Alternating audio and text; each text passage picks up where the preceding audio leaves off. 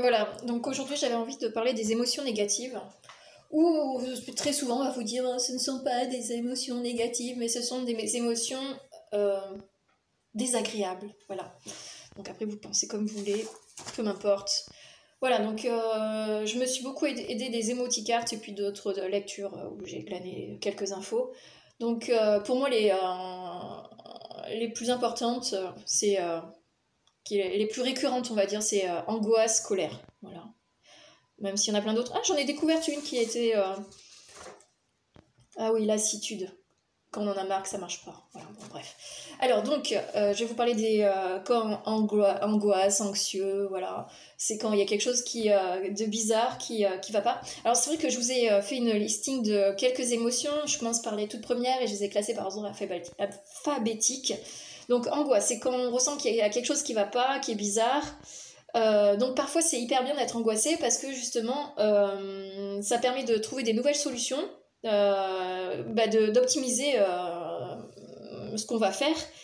Alors le problème c'est que quand on est angoissé ça peut malgré tout le côté néfaste c'est que ça peut déformer les visions, la vision, donc ça permet de c'est exagéré, ça paralyse, ça fait perdre la personne, perdre pied. Donc voilà, donc l'idéal c'est d'analyser la situation, euh, de, de faire des pronostics de ce qui peut arriver et de faire une liste de solutions pour y faire face tout simplement. Voilà, donc deuxième émotion, la colère. Donc c'est quand on enrage. Donc c'est bien de se... voilà, c'est quand on n'est pas content, quand quelqu'un est malhonnête, injuste, qui nous irrite, qui offense. Voilà, donc pour moi la solution radicale à tout ça, qui est hyper dure, c'est en fonction du Dalai Lama où j'ai pioché tout ça, c'est arriver à avoir une acceptation radicale, puisqu'on ne connaît pas forcément l'historique de la personne qui est en face de nous. Elle a peut-être ses bonnes raisons d'interpréter certaines choses, même si c'était pas du tout nos intentions. Donc le bonheur parfois c'est la capacité à ignorer, à oublier ceux qui nous nuisent avec leurs paroles toxiques. Bon, c'est savoir mettre une distance psychologique, une distance émotionnelle, savoir se mettre un bouclier pour pas subir le préjudice émotionnel de tout ça. Bon, c'est facile à dire, pas facile à faire, bon ça ok. Alors, on est en colère aussi parce qu'on a une déception, donc quelqu'un injuste, bon ça je viens d'en parler, on a une douleur, c'est parce qu'on est inquiet, il y a des pertes éventuelles qui peuvent être, voilà, qui conduisent à la colère. Quand on a quelqu'un en face qui minimise la situation, qui reconnaît pas le problème, donc forcément ça énerve. Et donc les solutions, c'est objectif, écouter et faire des propositions d'idées. Alors je vous accorde que quand on est en colère, c'est très compliqué d'écouter l'autre personne. Voilà, donc le but du jeu c'est d'arriver vers des pensées plus sereines et pour remonter son énergie, pour améliorer la situation. Alors, qu'est-ce que j'ai marqué? Ah oui, l'idéal pour s'épargner la colère quand on sait qu'on est colérique, c'est de savoir l'anticiper, de tenter de l'anticiper outre mesure en se relaxant, en faisant de la respiration. Le but, c'est de se calmer rapidement. Qu'est-ce que j'écris mal?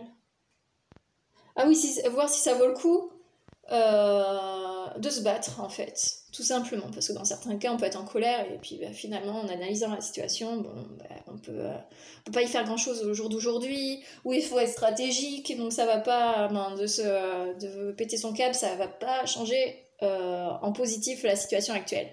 Donc quand on est en colère, il faut arriver à réfléchir avant. Donc limite, quand on est en colère, c'est là où on prend le plus de distance pour justement réfléchir avant d'agir et de faire n'importe quoi. Alors ensuite, troisième émotion, l'agacement, c'est quand il y a quelque chose qui nous gêne. Alors agitation, c'est quand quelque chose ne va pas. Culpabilité, c'est quand on pense que tout est de notre faute, qu'on a fait quelque chose de mal. Donc ça veut dire que culpabilité, c'est qu'on a un trop plein d'empathie.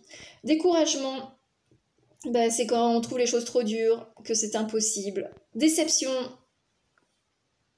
c'est quand on n'arrive pas à atteindre ses attentes. Dégoût, c'est quand on n'est plus intéressé par quelque chose, qu'on a besoin de faire autre chose.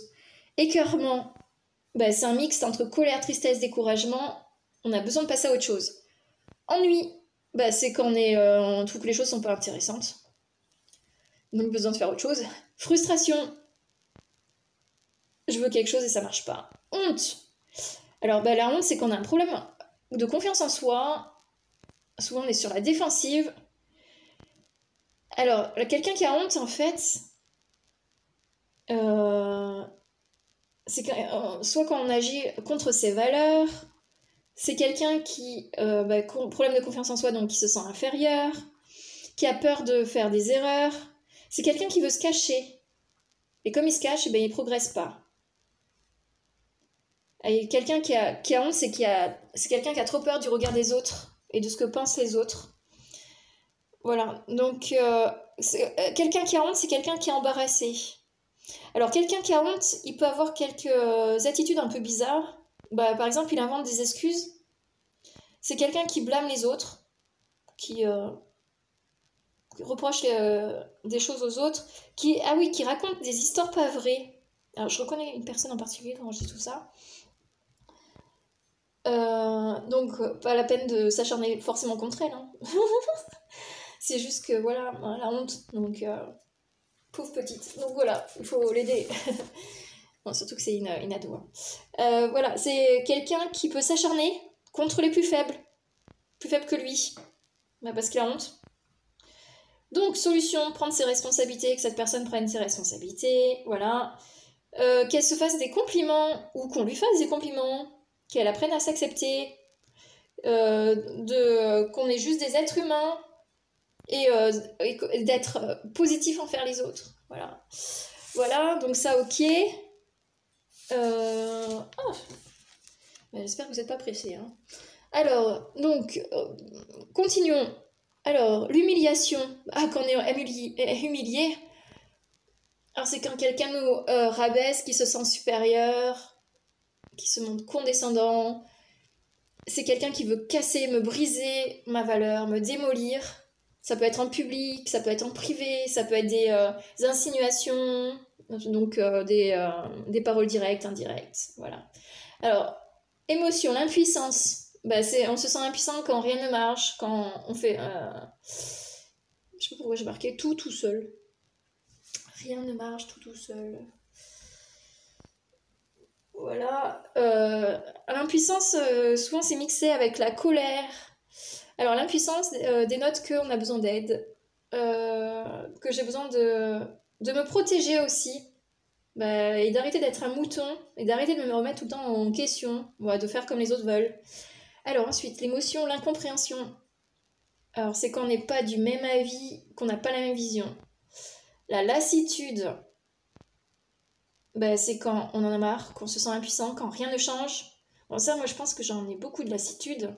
Quand on est lasse, en fait, eh ben, on a envie de faire les choses différemment. Donc on stoppe tout, parce que ça nous saoule en fait. Qu'on a envie de changer notre façon de faire. On se remet en question en fait. Voilà. Alors, ensuite, la peur. Alors, la peur permet de détecter un danger. Alors, ça peut être un danger réel ou irréel, je sais pas si j'ai dit correctement. Alors, quand on a peur, on peut être en panique aussi. Alors, ouais, je sais plus si je l'ai dit, mais on peut avoir peur quand il y a un danger, quand il y a un piège. Alors, quand on a peur, on peut complètement se bloquer, se renfermer, prendre du recul. On peut se battre. Je réfléchis, j'ai peur. Peut faire fuir. Oh, je sais plus. La peur. Qu'est-ce que j'ai marqué sur la peur ailleurs? C'est. Ouais, ça bloque. On peut faire des choix irrationnels. On peut avoir des obsessions suite à notre peur. Tellement on flippe en fait.